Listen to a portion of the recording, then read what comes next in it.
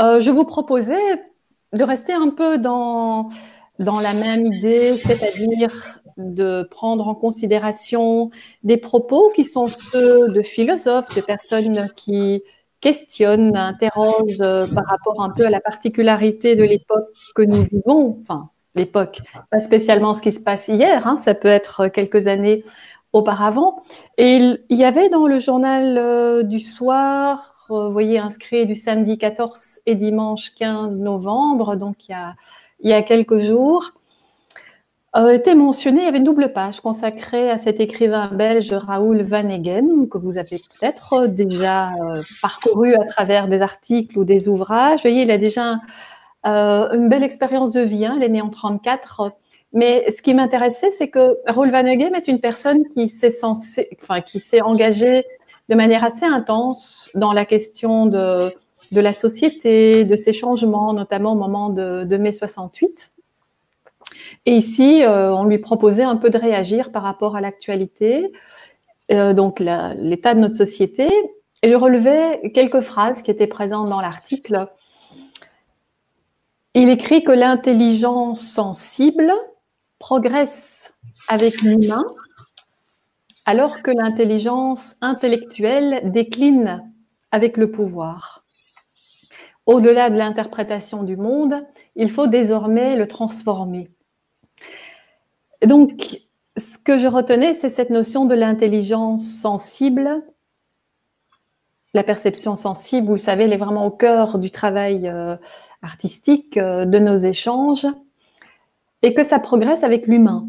Quelque part, peut-être une approche assez positive, et que ça permettrait d'atteindre la réalité de la transformation du monde. En tout cas, on peut y croire, mais surtout qu'on en avait peut-être terminé avec l'idée de l'interprétation du monde. Si vous voulez, du côté des écrivains, du côté des philosophes, procéder à un développement analytique, interprétatif, semble un peu dépassé. Et ce qui est plus intéressant pour eux, c'est de déployer une pensée, un processus, en vue d'essayer de mettre en place d'autres formes, d'autres modèles. On l'avait évoqué la semaine dernière avec le plaisir au dessin de Jean-Luc Nancy. Il dit aussi, nous sommes dans une mutation de civilisation. La vieille meurt, la nouvelle naît, en redoutant sa nouveauté.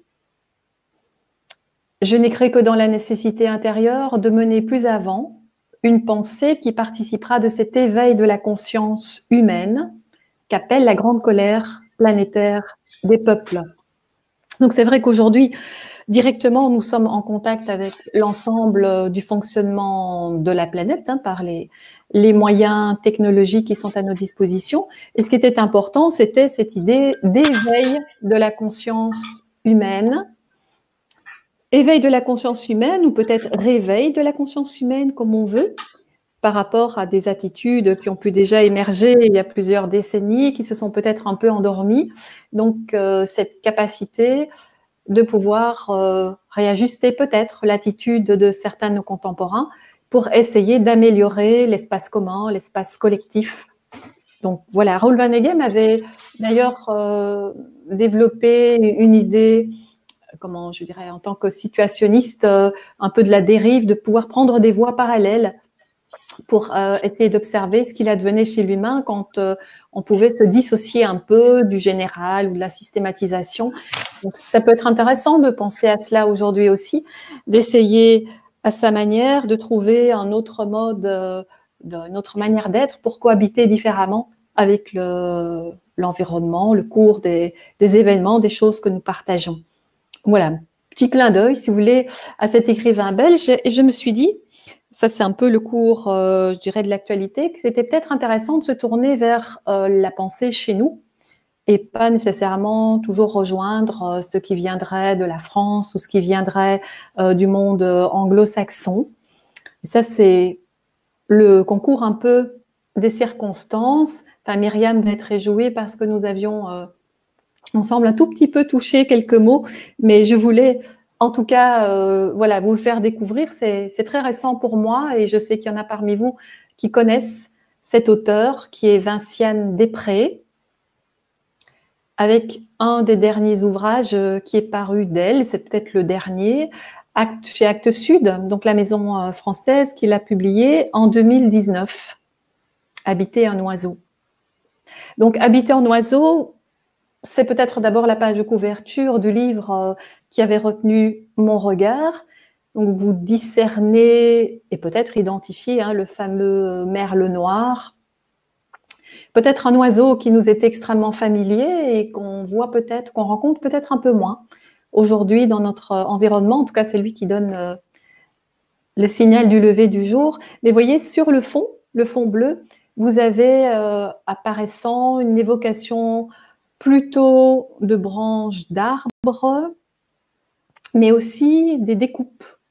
Une évocation, si vous voulez, d'espace, de territoire et d'autres oiseaux qui s'envolent. Alors, ce qui concerne l'oiseau, suscite toujours curiosité. Donc, je prenais ce livre en main dans une librairie et puis je lisais quelques phrases en me disant, mais voilà une écriture avec beaucoup de sensibilité, refermant le livre, déposant sur le comptoir de la libraire. Et puis, je rentre. Je me dis, j'aurais peut-être dû faire l'achat de ce livre. Il me semble qu'il y avait des éléments intéressants. Donc, quand ça se passe comme ça, vaut mieux ne pas rester sur cette idée. Donc, je suis retournée, j'ai acheté le livre et j'ai commencé la lecture. Et ce qui m'a extrêmement intéressée, et voilà, je le présente aussi pour ceux qui ne connaissent pas Vinciane Després, c'est qu'il s'agit d'une philosophe. Il s'agit d'une philosophe donc belge, mais qui a une particularité, c'est qu'elle y associe le domaine des sciences et plus particulièrement le domaine de l'éthologie.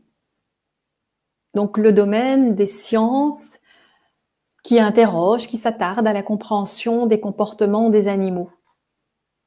Et ici, elle se centre sur l'oiseau.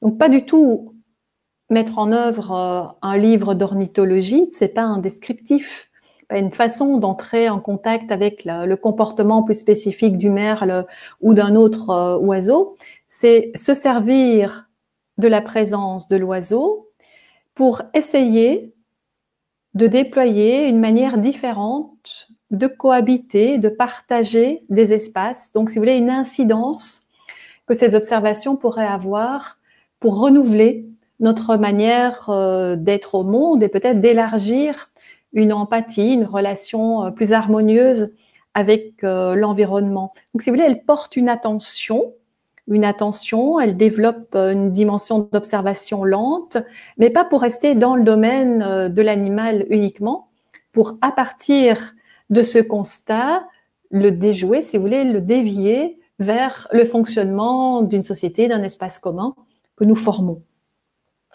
Donc, en recherchant quelques informations, je trouvais un petit texte où elle dit « Quand j'ai commencé à la fin des années 80, ce n'était pas un objet convenable pour la philosophie. J'étais femme, belge, philosophe, m'intéressant aux animaux. Bref, j'étais mal partie. À dire vrai, je ne m'en rendais pas vraiment compte à l'époque. Mais comme les débouchés sont minces pour les philosophes en Belgique, j'ai complété mes études de philo par un cursus en psychologie dans l'idée de trouver plus facilement du travail. Et j'ai pris toutes mes options en éthologie animale. Cette discipline progressait très vite à ce moment-là et j'étais passionnée de découvrir tout ce que l'on apprenait des mondes animaux.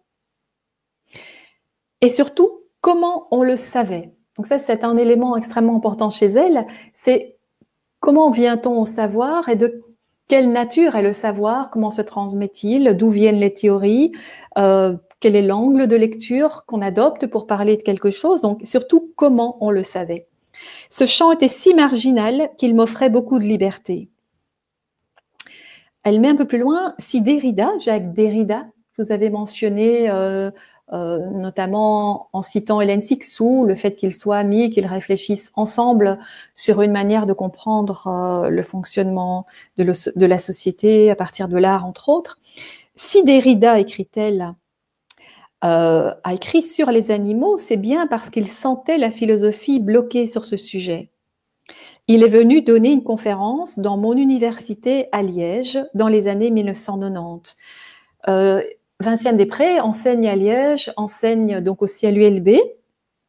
Et là, lors de la conférence donnée par Derrida, elle décrit « Quelqu'un l'a interpellé dans l'assistance ». Et voilà la réflexion de la personne. Mais Bergson a dit que Derrida s'est fâché. Il a répondu en substance « Les éthologues remettent aujourd'hui en cause ce que l'on sait des animaux. Ce n'est pas avec Bergson, qui ne les a pas lus, que l'on va avancer. » Mais elle spécifie, donc Derrida ne dénonçait pas Bergson, mais la routine philosophique qui consiste à lire les textes comme une pensée figée et atemporelle. Aujourd'hui, nous n'en sommes plus là. Beaucoup de jeunes philosophes écrivent sur la diversité du vivant. À l'heure où nous la savons menacée, tous ces auteurs changent les pensées et surtout les pratiques. Et les gens se mettent à observer les traces au sol, à regarder les arbres, à écouter les oiseaux.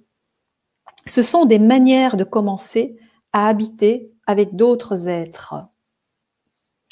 Donc ça, c'est vous présenter un peu l'état d'esprit de Vinciane Després dans cette volonté d'élaborer un recensement, si vous voulez, de certaines approches théorisées par des naturalistes, des ornithologues du passé, de voir ce qu'on peut en faire aujourd'hui et surtout de mesurer la manière dont on peut approcher autrement le monde de l'animal sans coller, sans y déplacer les réactions des hommes.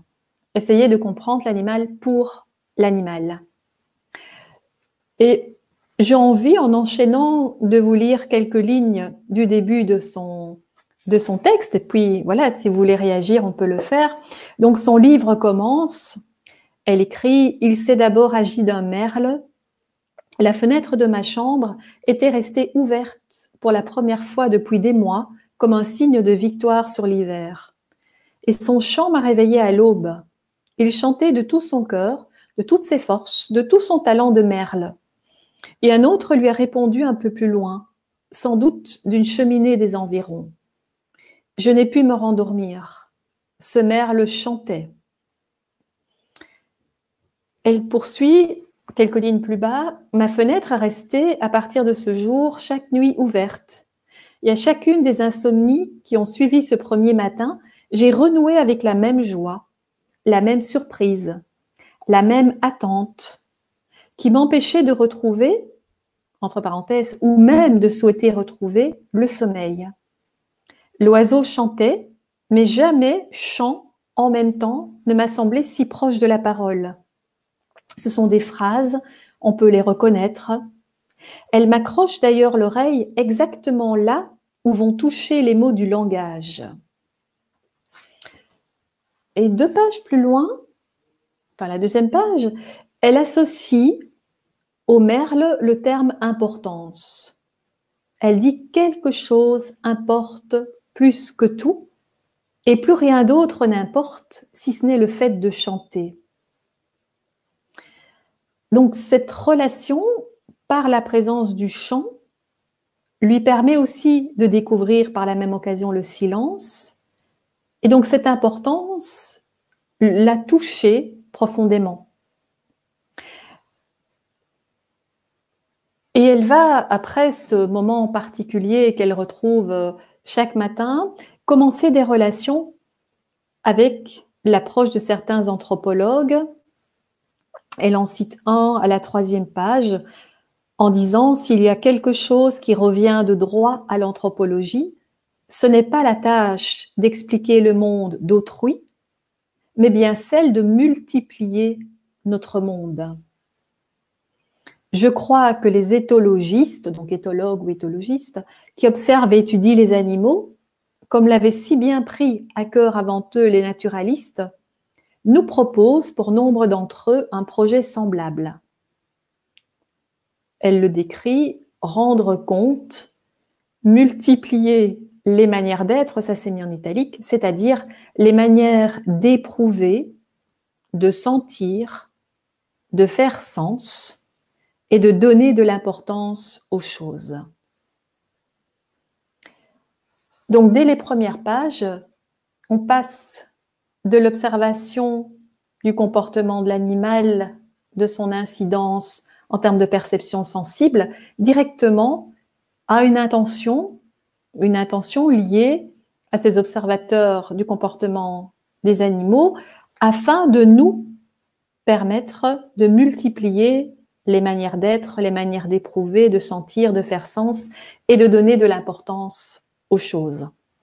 Donc peut-être là, vous découvrez la spécificité de la philosophe qu'elle est et qu'elle reste, qui ne va pas devenir naturaliste ou éthologue spécifiquement, mais qui va passer par ce regard particulier pour élargir, venir donner une dimension peut-être nouvelle aussi à notre faculté d'adaptation, une certaine liberté, une certaine autonomie, en tout cas oser se détacher un peu des modèles conventionnels, peut-être de la dualité dans notre société où c'est toujours l'homme qui se place au-dessus, parmi l'ensemble du vivant, même décidant et parfois prenant des décisions qui ont des conséquences extrêmement destructrices. Donc revoir un peu cet équilibre ou ce déséquilibre au niveau du monde humain et du non-humain, en tout cas tout ce qui forme l'approche du vivant. Et elle dit en page 107 de son livre « Sortir de la routine qui guidait ma lecture des articles scientifiques, routine consistant à glaner des informations, à répertorier des faits et des savoirs. J'allais oublier, la philosophie n'a pas pour tâche d'informer, mais celle de ralentir, de se désaccorder, d'hésiter. Se désaccorder pour trouver d'autres accords. » Donc, ça me semble être important aussi de reparler de la philosophie dans ce sens. Et de ne pas rester non plus attaché à un domaine impénétrable qui se manifeste à travers des concepts, des idées qui sont parfois pas du tout assimilables. Et là, non, l'importance de ralentir le temps, l'importance d'oser se désaccorder, donc choisir de se mettre en relation d'une autre façon pour former d'autres accords. Et ce sont ces autres accords qu'elle peut tenter de proposer et nous inviter peut-être nous-mêmes à les élaborer. Est-ce que vous avez des réactions par rapport à cette petite introduction? Est-ce qu'il y en a parmi vous, Myriam, je sais que oui, qui avait déjà rencontré Vinciane Després, peut-être l'avoir entendu par des émissions ou avoir découvert d'autres de ses articles ou de ses livres?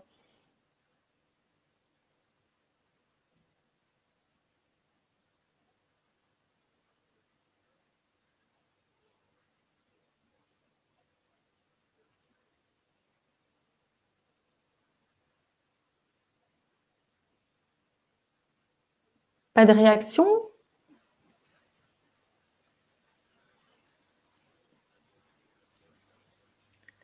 Ah, voilà. Non, c'est Myriam. Je voulais dire, j'ai entendu Vinciane Després récemment à la radio, elle avait été interrogée. Je ne sais plus dans quelle émission, c'est une émission du week-end, le samedi. Le Grand Oral, peut-être? Non? Ah, peut-être bien le Grand Oral. Je ne sais pas si tu l'as entendu. J'ai un petit peu parcouru. J'ai vu sur le net qu'on pouvait resuivre l'émission la semaine dernière. Oui, voilà. Et elle est passionnante. Hein. Si tu as l'occasion d'écouter son émission, son interview, elle est vraiment très, très intéressante dans son regard voilà, sur le vivant, sur la société, enfin, etc.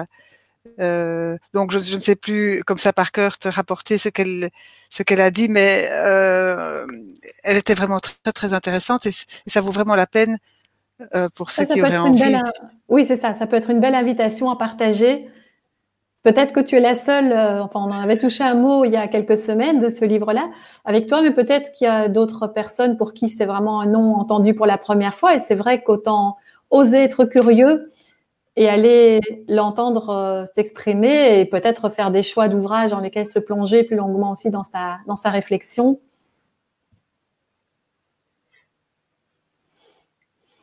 Donc là, pour moi, c'est vraiment le hasard d'avoir poussé la porte d'une librairie hein, et cette page de couverture qui m'attirait, comme souvent. Et on a déjà eu l'occasion d'évoquer hasard ou aspect qui parfois doit se mettre en œuvre. En tout cas, les corrélations, si vous voulez, elles sont assez, elles apparaissent à un moment donné de manière assez évidente. Donc, je voulais vous parler de Vinciane Després, non pas uniquement pour rester avec Vinciane Després, mais parce que… Ah oui, j'avais un petit texte aussi. À la fin de son livre, il y a deux personnes qui viennent apporter un petit éclairage avec deux courts textes. L'un, Stéphane Durand, parlant de l'éloge de la lenteur. Et voilà ce qu'il dit de Vinciane Després. En nous apprenant à observer patiemment tous les vivants qui nous entourent, les naturalistes que convie Vinciane nous ouvrent des portes, élargissent notre imagination, multiplient les points de vue, les occasions d'enrichir le monde. La biologie est une science lente. Il y a une véritable grâce à avancer ainsi sur la pointe des pieds, à pas menus, pour ne pas froisser les choses et les êtres. C'est une science de la singularité qui enchante le monde en dépliant avec délicatesse et élégance d'autres arts de vivre et de nouvelles façons de penser. Et le monde en devient plus complexe, plus difficile à appréhender, certes, mais tellement plus riche et passionnant. Donc la formulation, je trouve, est très agréable et on s'imagine vraiment cette nécessité d'une approche extrêmement lente et délicate pour rentrer en contact avec des univers qui sont différents des nôtres, hein, notamment dans le monde animalier, mais à partir de là, accepter peut-être d'entrer dans une complexité plus grande qui va nous amener aussi à nous découvrir d'une autre manière, avec un potentiel différent dans notre façon d'habiter notre environnement et finalement de nous retrouver dans notre responsabilité, dans notre rapport de citoyen responsable au cœur donc de notre société.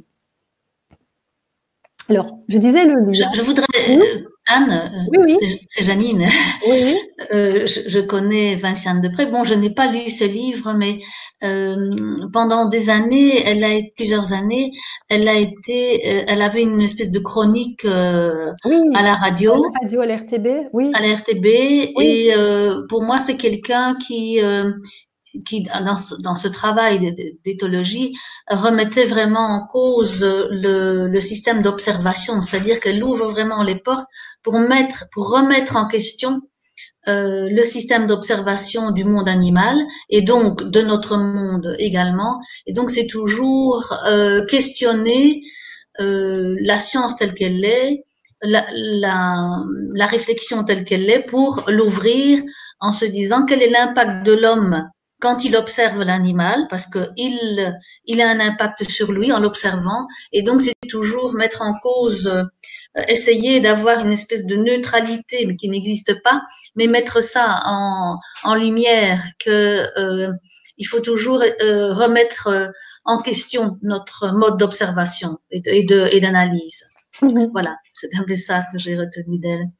Mais c'est vrai qu'elle exprime très bien que nous le faisons toujours malheureusement en calquant un peu notre manière d'être, c'est-à-dire comment comprendre à un moment donné que l'oiseau déploie une certaine agressivité, aussi comment comprendre qu'il ait besoin de se définir un territoire qui reste fixe ou qui est changeant, en essayant d'approcher dans la plus grande discrétion l'oiseau dans sa manière d'être et de le comprendre dans son langage, dans son univers qui est tellement éloigné du nôtre, mais jusque-là, elle relève, certains naturalistes sont passés à côté d'une lecture adaptée parce qu'il y avait comme on décalquait la compréhension du phénomène humain sur le comportement de l'oiseau sans pouvoir être vierge dans l'observation et effectivement dans, comme ils disent ici, la délicatesse et l'élégance d'aller découvrir ces autres univers. Donc c'est là, je pense, qu'il y a une dimension de sensibilité extraordinaire qui peut aussi être déployée à travers cette attitude qu'elle propose et qui n'est peut-être pas une attitude qui soit la plus déployée chez nos contemporains. Mais donc vous êtes deux à pouvoir encourager la curiosité de cette femme. Oui, totalement, oui, vraiment. Et Si je peux ajouter quelque chose, Oui, dans le même ordre d'idées, je pense que je t'en avais parlé, Anne, j'avais lu aussi un autre livre d'un certain Baptiste oui, Morisot oui, qui s'appelle Manière d'être vivant et qui est aussi passionnant parce que lui il parle beaucoup d'interaction entre l'homme et les autres êtres vivants en disant que rien n'est simple et que tout est complexe. Et je trouvais que cette réflexion-là venait très très bien compléter celle de la réflexion de Vincent Vinciane Després. Després. D'accord. Mais justement, c'est une superbe petite passerelle proposée parce que, si vous voulez, pendant l'été, en pensant à la préparation des cours, j'essaie toujours de m'interroger sur les sujets qu'on pourrait partager. Donc, j'avais retrouvé des mentions d'ouvrages et commandé les livres concernant Jean-Luc Nancy-Antaille qu'on a pu partager en direct pendant les premières semaines. Et puis, j'avais également commandé une revue belge, La Part de l'œil, qui est une revue qui a été fondée peut-être à la fin des années 80, j'ai oublié de revérifier, par un philosophe belge, Luc Richir, qui est une revue, c'est écrit en tout petit, mais je vous l'ai mis à côté, revue de pensée des arts plastiques. Donc, ce volume est assez conséquent parce qu'il est double, vous voyez, numéro 33 et 34, publié cette année en 2020.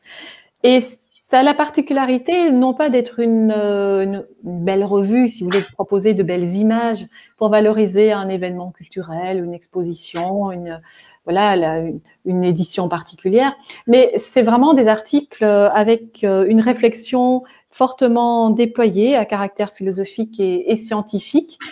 Luc Richir était venu, je ne sais plus, il y a des années à l'école de Braine-l'Alleud, donner une conférence d'ailleurs par l'intermédiaire de notre ancien directeur.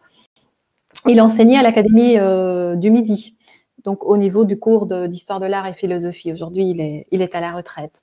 À l'intérieur de cet ouvrage, il y a plusieurs articles, évidemment, qui sont intéressants. Je pourrais, à partir d'eux, déployer une réflexion pour notre cours. Et donc, j'en avais retenu un article donc, qui est rédigé, écrit par une certaine Maude Agelstein ou Agelstein, je ne sais pas trop comment on prononce son nom. Et vous avez l'intitulé de l'article « Espace muséal et cohabitation interspécifique », entre parenthèses accidenté, un article pas trop long, vous voyez, page 77 à 85. On peut se dire là, ne filtre pas grand-chose du sujet dont elle va finalement parler dans l'article. Alors, elle partage la découverte d'une exposition qui s'est tenue, vous voyez à la troisième ligne, du 16 octobre 2018 au 6 janvier 2019, une exposition intitulée On Air. Thomas Saraceno, qui est un artiste argentin et qui avait la possibilité, j'allais dire, d'investir, d'envahir, de prendre possession seul de l'ensemble de la surface du Palais de Tokyo à Paris, qui compte en milliers de mètres carrés, c'est vraiment une grande surface. Et il a l'opportunité d'articuler son sujet, le nombre de pièces exposées, la relation avec les spectateurs, comme il le souhaite. Ça fait partie de ce qu'ils appellent au Palais de Tokyo les cartes blanches. Donc, il y a déjà eu antérieurement d'autres grands moments comme ça d'exposition magistrale, manifestation très élargie, si vous voulez, d'un point de vue artistique. Avant de s'approcher, si vous voulez, de l'œuvre de Thomas Saraceno, en parcourant l'article le concernant, vous savez, quand on est dans des articles scientifiques, vous avez toujours ces petits numéros qui renvoient des références infrapaginales. Et j'étais quand même très réjouie, très enthousiaste en voyant, je relève quelques éléments, donc était cité Gilles Deleuze, à propos de Francis Bacon, le gîte de la sensation. Donc, il y en a parmi vous qui se souviennent, il y a plusieurs années, on avait approché, grâce à lui, une manière différente de saisir les particularités de l'univers de peinture de Francis Bacon. Donc, elle parle un peu de la perception sensible en mentionnant l'une ou l'autre page de Deleuze. Ensuite, était cité Vinciane Després. Alors là, si vous voulez, les liens se sont faits pour moi, parce que quand j'ai lu cet article pendant les vacances de la part de l'Œil, je ne connaissais pas Vinciane Després, je n'avais pas habité en Oiseau. Donc c'est là que je dis, c'est intéressant les hasards, entre guillemets, ou en tout cas parfois les liens, cette synchronicité qui fait que la question du sens, si vous voulez, se densifie.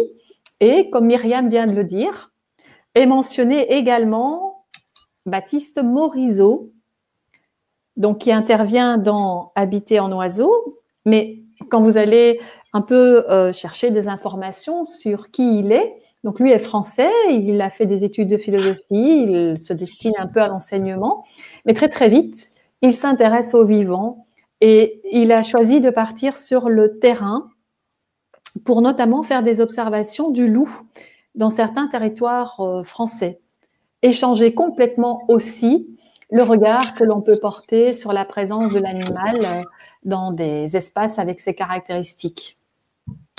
Et puis, dans le même ordre d'idées, un ouvrage extrêmement intéressant également d'un certain David Abraham, ouvrage qui s'intitule « Comment la Terre s'est-tu pour une écologie des sens ».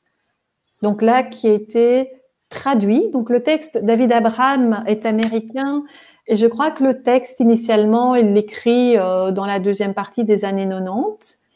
Et puis, il faut attendre, vous voyez, 2013 pour découvrir la traduction par Didier de Morcy et Isabelle Stengers.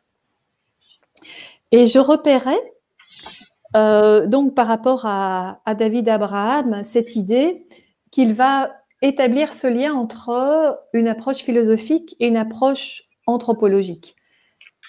Si vous voulez, au départ, il exprime ses expériences personnelles, sa volonté de rencontrer des peuples, des civilisations qui entretiennent encore une relation importante à la tradition orale avec leur environnement. Donc, soit il va aller du côté du Grand Nord américain, soit il va glisser vers l'Amazonie, ou il va se rendre vers l'Inde et le Népal, et il va entrer en communication.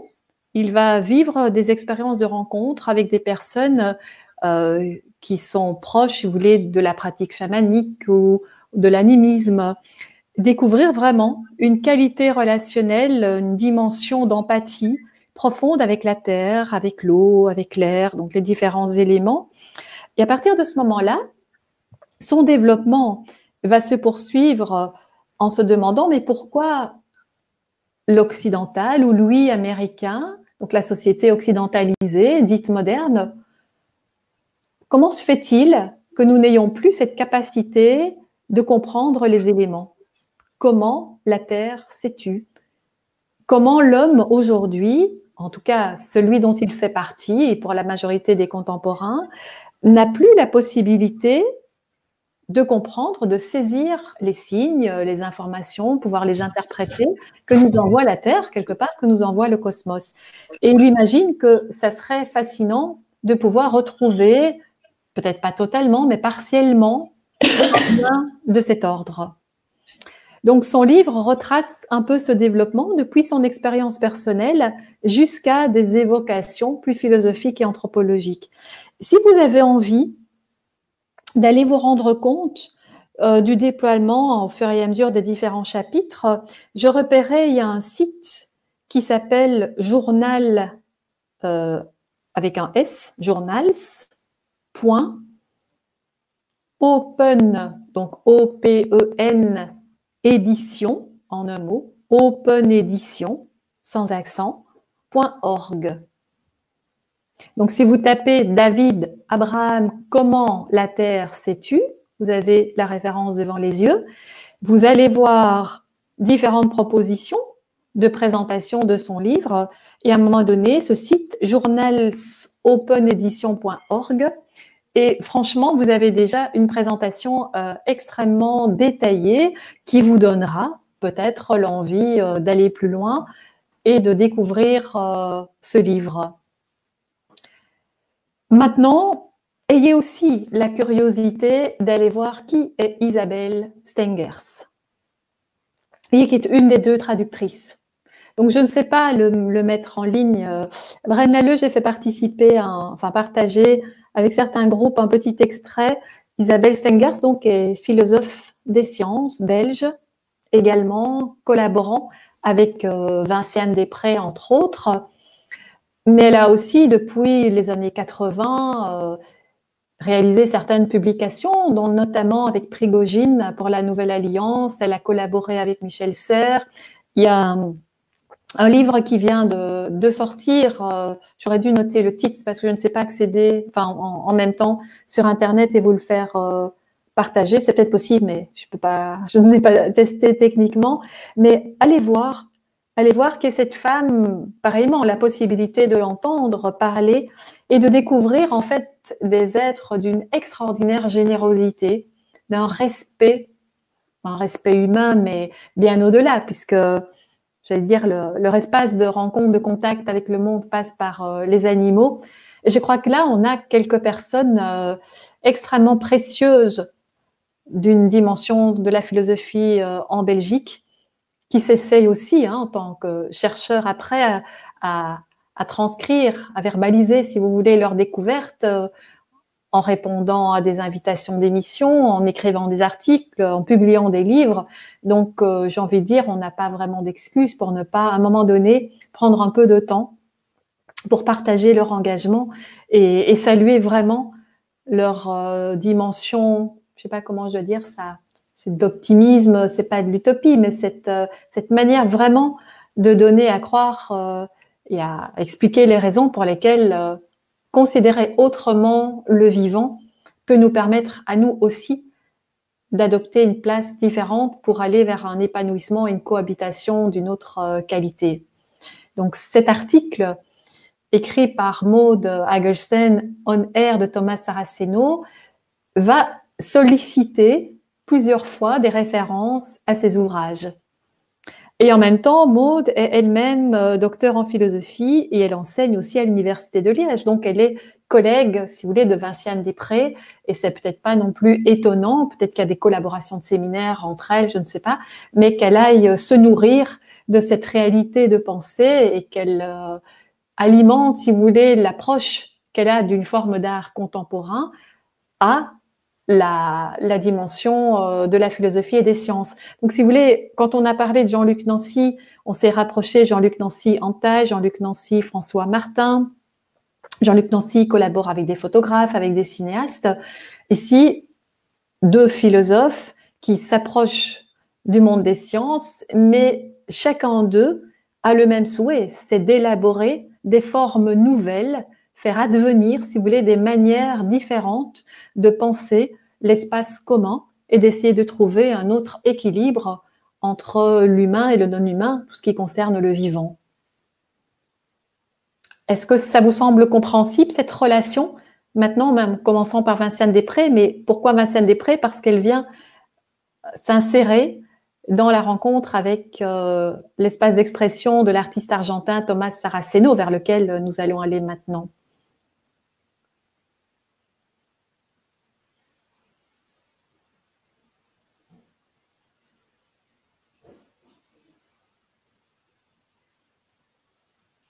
J'imagine que oui.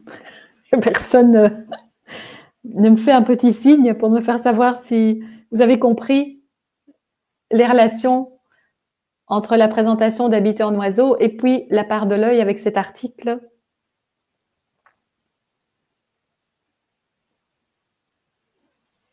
Plus personne n'est là? Si. Ah, voilà. Nous coupons le micro. Oui, mais ça va, oui. Ça vous semblait clair, le comprendre? Très bien, oui. D'accord. Donc, en fait, Thomas Saraceno, si vous voulez, va s'inscrire dans une recherche, une proposition artistique très large. Je vous mets sous les yeux une image, donc avec lui, non pas en intervenant dans le lieu du Palais de Tokyo directement, c'est antérieur, on est en 2015. C'est un espace en même temps assez vaste. Je lisais, c'est un ancien chantier naval qui n'est plus du tout utilisé pour la création de bateaux ou la réfection de bateaux, qui est mis à disposition de certains événements. Et en 2015, donc, il a la possibilité de placer certaines de ses réalisations.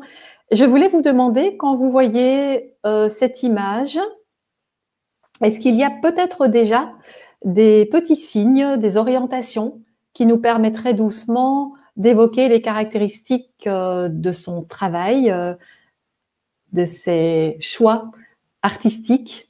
Je ne sais pas comment vous réagissez par rapport à cette image. Donc là, il va falloir réouvrir vos micros si vous voulez me parler. Voilà, je ne sais pas si comment cette image vous parle, ce que vous y voyez, relevez comme élément. Le végétal hors sol déjà. Ok, végétal hors sol. Voilà. Oui. Un énorme espace. Oui. Sans niveau de base. C'est vrai, on ne voit pas le sol, on ne voit pas véritablement l'élément principal pour nous qui est je prends appui sur. Donc ça pourrait donner quoi comme sensation? Du vertige et puis la question où est-ce qu'on se situe dedans? D'accord. Dans un bon sens, dans un sens où on n'a plus d'orientation. Oui. Et où c'est donc on pourrait tourner la tête en l'air, perdre l'équilibre, tomber, se relever, enfin quelque chose comme ça qui sollicite le corps aussi. Ok. Ça fait penser à l'espace. Ça fait penser à l'espace, oui. Le vide, carrément au niveau univers, quoi. Au niveau de l'univers, très bien. Donc le fait, c'est vrai que le corps peut se sentir assez libre dans ses agissements.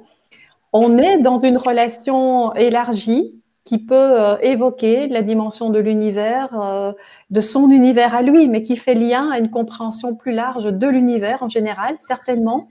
Une capacité différente de se mouvoir. Vous arrivez peut-être à voir, il y a donc des grandes sphères, et au-delà des sphères, vous avez un petit personnage qui semble être positionné sur une sorte de structure de grand filet, comme ça, qui le tiennent dans l'espace, donc sans reposer directement sur le sol, comme les plantes, qui elles-mêmes sont disposées, accrochées à une structure assez solide. Donc, elles se tiennent dans la verticalité, mais pas logiquement en s'ancrant sur le sol ou dans la terre.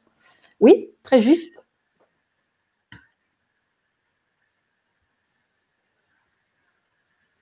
Est-ce qu'il y a d'autres observations que vous faites à partir de cette image? Il y a quand même comme référence la sphère, l'idée de la sphère. Oui. L'air ou... La sphère. Et puis la ligne qu'il instaure lui n'est pas droite, alors qu'on est dans une structure quand même assez rigoureuse, mais qui est là avant lui. Donc structure rigoureuse, c'est vrai, qui paraît avec beaucoup de géométrie, comme si on avait un grand dessin qui prend possession de l'espace, voilà, avec une géométrie très répétée, très sérielle. Oui, certainement, à l'intérieur de laquelle il y a toutes ces interventions un peu étonnantes, qui peut-être induisent aussi, je ne sais pas si vous partagez, le sentiment de la légèreté, le sentiment de la pesanteur, ce travail avec la forme de bulle comme ça. Puis une perte de proportion aussi. Oui, ok. Perte de proportion, c'est vrai. On bouscule un peu notre relation à notre corps à l'échelle humaine par rapport à l'espace qui semble vaste. Oui, tout à fait d'accord. Donc c'est vrai que vous pouvez imaginer quelqu'un qui a une capacité à mettre en scène, à utiliser un peu des points de vue scénographiques assez complexes. Et on pénètre à l'intérieur de ces espaces, comme vous pouvez le percevoir. Donc, si vous voulez, ça pourrait nous conduire, et voilà, quand on cherche un peu d'informations, initialement, Thomas Saraceno est architecte de métier, enfin de formation de métier. Donc, il fait ses études dans son pays, à Buenos Aires, avant d'arriver sur l'Europe, sur l'Allemagne, Francfort, où il continue notre manière d'approcher l'architecture. Donc, vous sentez cette immersion dans un espace avec effectivement des balises structurelles dont il tient compte, et puis une possibilité de modifier complètement la possibilité d'entrer en contact avec cet espace, de s'y positionner, d'interagir avec sur le corps et avec le corps pour multiplier les sensations. Saraceno vient d'une famille scientifique. J'avais lu sa maman biologiste, son père ingénieur agronome. Et puis en 2005, il va avoir l'opportunité de s'intéresser davantage à l'art contemporain. Et là, c'est un monde qui va le séduire. Il va collaborer avec des musées, notamment en Italie. Et puis, il va acheter un grand atelier. Il est installé à Berlin, un grand studio. Et il va déployer des collaborations assez inhabituelles. Donc, en tant qu'architecte, il va permettre au monde de l'art d'échanger avec justement le monde de l'architecture, avec le monde des designers, avec le monde de l'anthropologie, de la musique, des historiens de l'art, des astrophysiciens. Il est vraiment interpellé et curieux d'un tas de domaines qui sont bien au-delà, si vous voulez, de l'interdisciplinarité dont on parle beaucoup en art. Donc, c'est pas le fait d'associer la pratique de la musique avec de la peinture ou d'intégrer de la vidéo. C'est vraiment des domaines très différents. L'ingénierie, l'architecture, le domaine astrophysique, le domaine de l'anthropologie, le domaine de la musique, de l'histoire de l'art. Et ça va se traduire par des installations. L'élaboration, si vous voulez, de grandes installations dans les espaces qu'il peut, je veux dire, prendre en charge sans aucune forme d'inquiétude, puisque en tant qu'architecte, il a l'habitude de déployer ses réalisations. Et on lui posait une petite question, l'architecture, une première passerelle vers les arts, et il dit, je ne sais toujours pas pourquoi j'y suis allé, peut-être parce que l'architecture est partout, l'architecture d'un poème, d'un algorithme, d'une pensée. Je pouvais y déployer mes hésitations. Donc, tout est vécu chez lui dans cette dimension de l'architecturé ou de l'architectural, mais en pouvant s'autoriser à bousculer un peu les repères ou les fonctionnements plus conventionnels.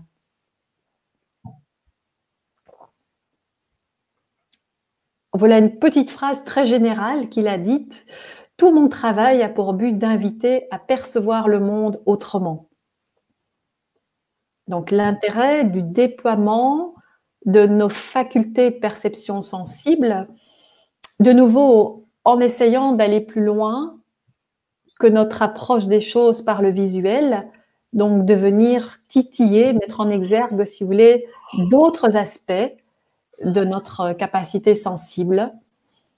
Et plus particulièrement par rapport à l'exposition au Palais de Tokyo, il dit « J'ai voulu que cette exposition devienne le lieu d'une expérience enrichie où les visiteurs deviennent partie intégrante des paysages vibratoires et des œuvres. » Ça, c'est deux mots extrêmement intéressants. Donc, paysage vibratoire. Il va se centrer sur la vibration, sur ce qui se transmet par les vibrations. Il exprime simplement en respirant, en se déplaçant, formant un ensemble de respiration, un dispositif pour une cognition élargie, donc pour un principe de connaissance, si vous voulez, élargi, allant au-delà de la centralité que peut avoir le monde visuel dans notre culture. Je suis convaincue du caractère extrêmement urgent d'un tel changement et de son immense pouvoir politique. Donc, personne avec aussi un engagement à l'intérieur de la mise en œuvre de ces pratiques.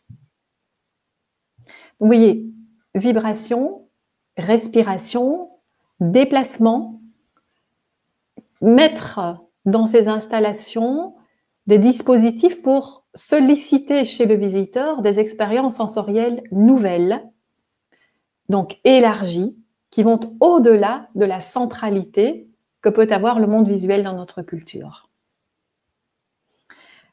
Et je vous mets sous les yeux, voilà, une image qui provient d'une des salles oui, des salles du Palais de Tokyo, donc sur le thème On Air. Volontairement, ça peut vous paraître un peu, comment je dirais ça, parachuté comme ça, sans avoir beaucoup de possibilités de lecture. Je vais m'en approcher un petit peu. Je pense que peut-être déjà l'idée qui peut se poser, c'est dois-je essayer d'identifier ce que c'est? Donc, je ne pense pas qu'on doive entrer dans une devinette, mais peut-être se rendre compte de la particularité des éléments pour justement se laisser conduire par une observation, par spécificité de sensation. C'est très différent, évidemment, de le voir en étant totalement à l'extérieur que de pouvoir s'en approcher. Vous voyez, il y a un contraste qui est fort, hein. Donc, vous avez un environnement sombre parce que la salle était dans l'obscurité. Donc, il y a deux salles où le visiteur ne va pas s'appuyer sur le confort de la lumière pour découvrir, mais au contraire, il va être plongé dans l'obscurité et constater, vous voyez, par ce dispositif qu'il va être, lui, mis en lumière. Il y a donc des spots qui sont disposés de manière très précise, orientés, pour mettre en lumière cet élément, ce qui accentue évidemment ce contraste et peut-être nous fait déjà quitter une lecture trop habituelle des choses pour nous permettre d'être ainsi à l'écoute différemment de notre présence à la structure proposée. Ça va, vous voulez réagir déjà par rapport à ces éléments?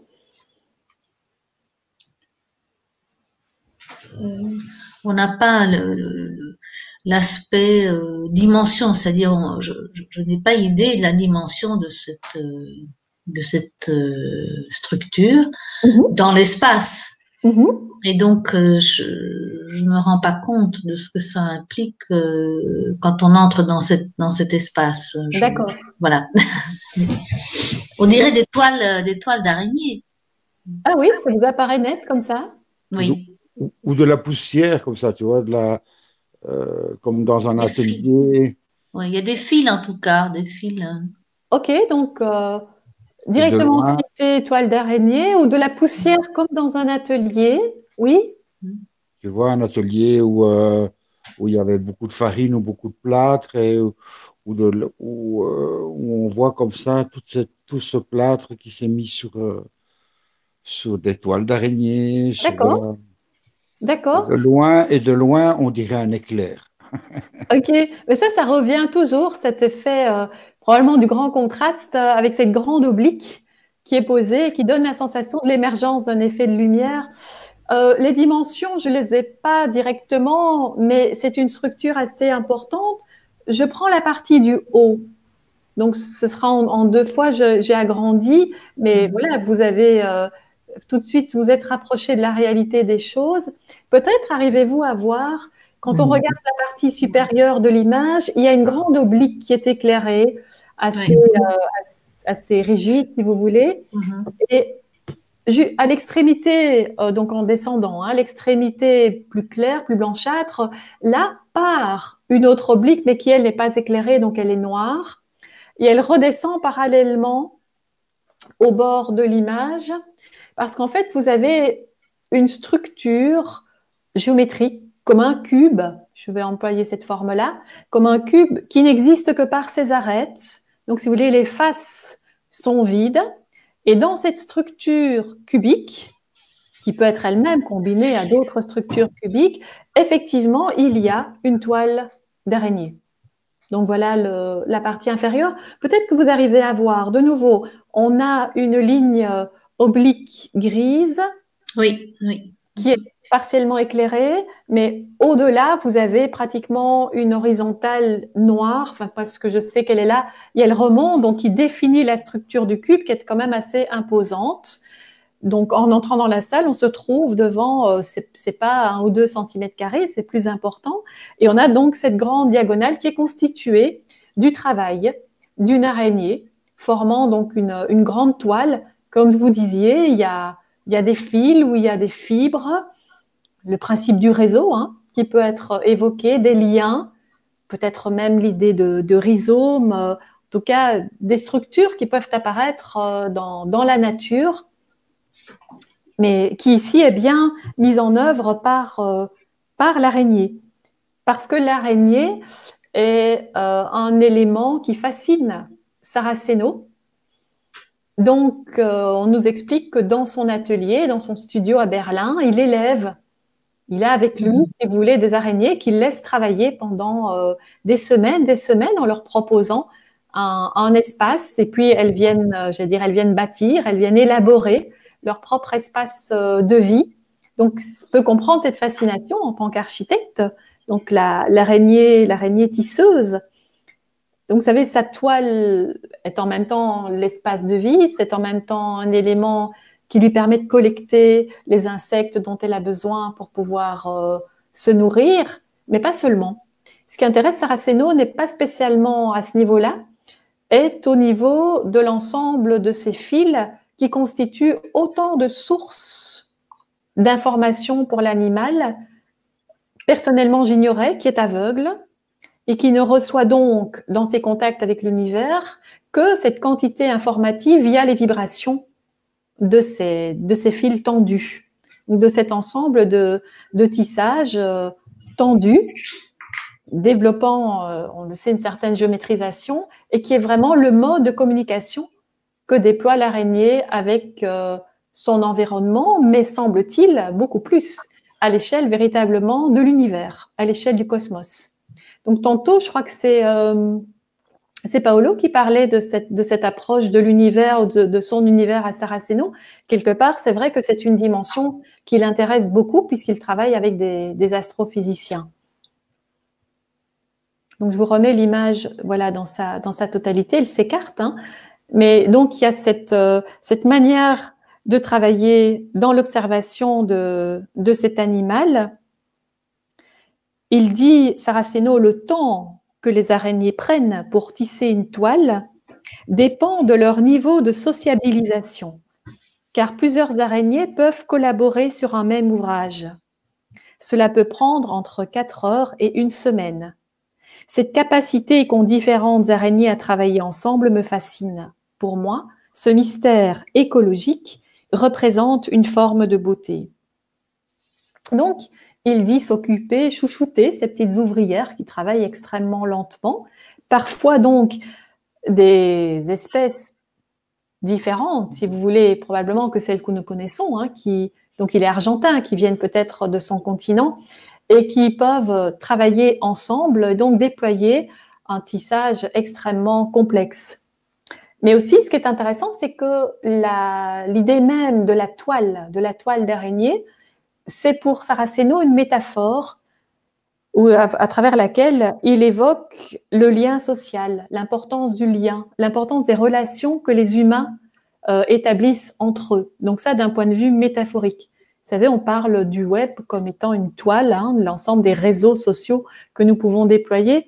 Donc il y a au premier niveau l'observation du travail que fait l'araignée, de sa structure et du mode de communication qu'elle entretient avec l'univers. Et d'un autre côté, sa capacité, en travaillant l'exposition de toiles ou en recréant à d'autres moments des toiles d'araignées artificielles, d'amener le spectateur à être lui-même dans une autre forme de relation, entretenir d'autres modes de communication avec le monde dans lequel nous vivons. Donc à ces deux niveaux. Saraceno de dire la toile représente l'altérité, représente donc ce qui est autre et le temps que l'on offre aux autres. Les araignées se repèrent dans l'espace uniquement grâce aux vibrations. Elles ne voient rien et pourtant elles œuvrent ensemble, donc certaines œuvrent ensemble, parce qu'elles le doivent, parce que c'est la condition de leur survie. Il faut les observer. Écoutez ce qu'elles ont à nous dire. Pour moi, c'est aussi une manière de lancer un appel d'urgence au sujet de l'extinction massive des invertébrés qui représentent 90% des animaux vivants sur la Terre.